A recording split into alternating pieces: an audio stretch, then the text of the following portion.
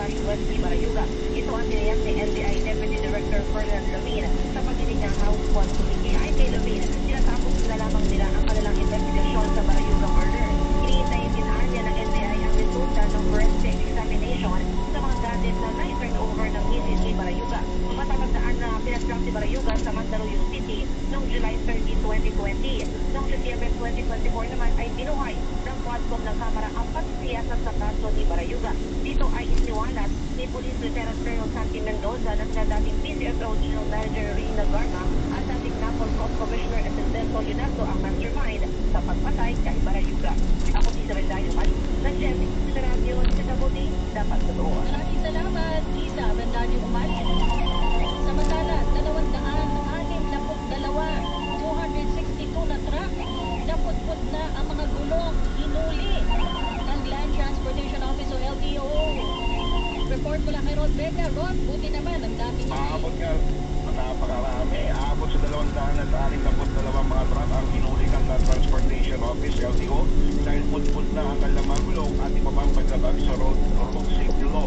Ayon kay LTO Chief Assistant Secretary Attorney Vigor Mendoza II, na operasyon na ito ay sinagawa matapos na rin ang nangyari aksidente noong buwan ng Disyembre sa Kalayaan flyover sa Quezon City, kung saan nilangga ng isang truck ang ilang sasakyan na nagresulta sa pagkasawi sa 4 na individual at pagkasugat naman sa 24 na iba pa.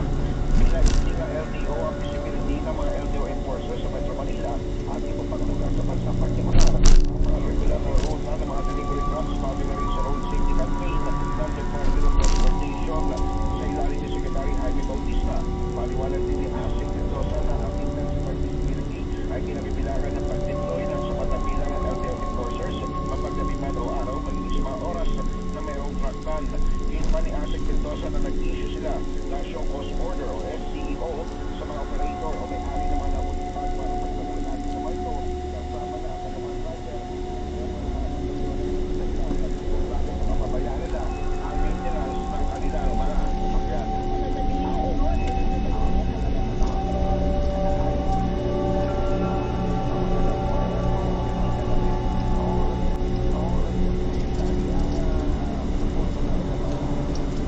Pero sa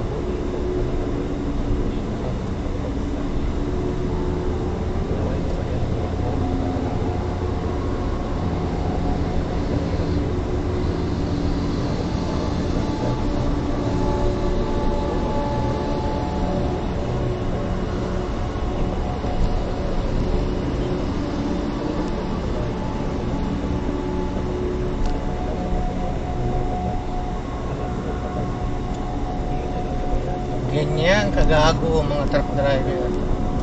Kala mo sedan ang dala.